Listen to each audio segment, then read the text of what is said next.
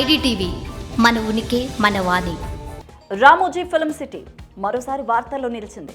Film city పరిధిలోని భూములను పేదలకు పంచాలి అంటూ కమ్యూనిస్టు పార్టీ నేతలు ఉద్యమాన్ని ఉధృతం చేస్తున్నారు. ఇప్పటికీ భూముల పంపిణీ జరిగిపోయిందని, 2007లో అప్పటి ప్రభుత్వం భూములు కేటాయించినా ఇప్పటికీ లబ్ధిదారులు అందించకపోవడం ఏంటని సిపిఎం నేతలు కూడా ప్రశ్నిస్తున్నారు.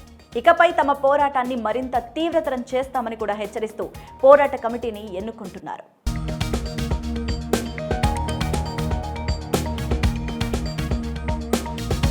రామోజీ ఫిల్మ్ సిటీ భూములపై మరో వివాదం వార్తల్లోకి వచ్చి ఓ సెన్సేషన్ సృష్టిస్తోంది.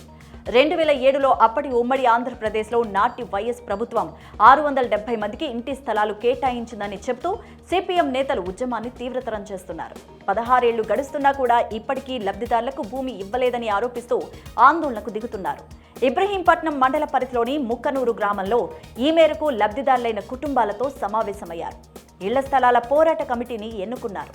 ఇప్పటికైనా ప్రభుత్వం ఈ విషయంలో స్పందించకపోతే తగిన గుణపాఠం చెప్తామంటూ హెచ్చరిస్తున్నారు. అయితే ఈ వ్యవహారంలో ఓ ట్విస్ట్ అయితే ఉంది. అది కూడా వాళ్లే చెప్తున్నారు.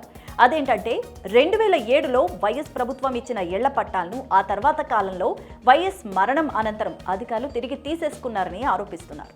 ఆ భూములను రామోజీ ఫిల్మ్ సిటీ కబ్జా కూడా చేసిందని చెప్తున్నారు. ఇన్నాళ్లు చర్చల పేరుతో కాలయాపన చేశారని కూడా ఆగ్రహాన్ని వెలిబుచ్చుతున్నారు. ఇప్పటికైనా తిరిగి రికార్డ్స్లో ఉన్న ప్రకారంగా ఆ ఇళ్ల స్థలాలను లబ్ధిదారులకు ఇప్పించాలని, ఇళ్లు కట్టుకునేందుకు 5 లక్షల రూపాయల చొప్పున సహాయాన్ని కూడా అందించాలని డిమాండ్లు చేస్తున్నారు. ప్రభుత్వం ఏమాత్రం స్పందించకపోయినా సిపిఎం నేతలే రంగంలోకి దిగి భూములను స్వాధీనం చేసుకొని లబ్ధిదారులకు అప్పగించాల్సి వస్తుందంటూ కూడా హెచ్చరికలు జారీ చేస్తున్నారు. అయితే ఇక్కడే ఓ చర్చ మొదలవుతోంది.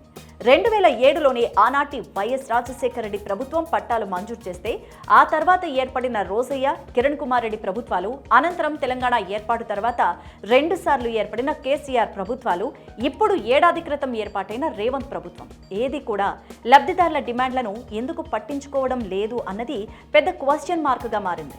ఇందులో ఏ ఒక్క ప్రభుత్వమైనా సరిగ్గా తలుచుకుని ఉంటే ఆ 670 మందికి రామోజీ ఫిల్మ్ సిటీ పరిధిలో కాకుంటే మరో చోట అయినా సరే భూమిని ఇచ్చి ఉంటే సమస్య పరిష్కారం అయ్యేది కదా అనేది కూడా సమాధానం దొరకని అనుమానంగానే మిగిలిపోతోంది. ఆ దిశగా ఫిల్మ్ సిటీ వారు కూడా ఏమాత్రం స్పందించకపోవడం మరిన్ని అనుమానాలకు దారితీస్తోంది. ఇప్పటికైనా అటు ప్రభుత్వం కానీ ఇటు ఫిల్మ్ సిటీ కానీ ఆ 670 మంది విషయాన్ని సక్రమంగా తేలిస్తే వివాదం మరింత ముదరకుండా ఉంటుందని అంతా భావిస్తున్నారు. లేదంటే ప్రపంచ ప్రఖ్యాతిగాంచిన ఆర్ఎఫ్సి అనవసరంగా విమర్శల్లో చిక్కుకోవలసి వస్తుందని అభిప్రాయాన్ని కూడా వ్యక్తం చేస్తున్నారు. మరి ఈ విషయంపై మీ అభిప్రాయాన్ని కామెంట్ సెక్షన్లో కామెంట్ చేయండి. స్టోరీని లైక్ చేసి షేర్ చేయండి.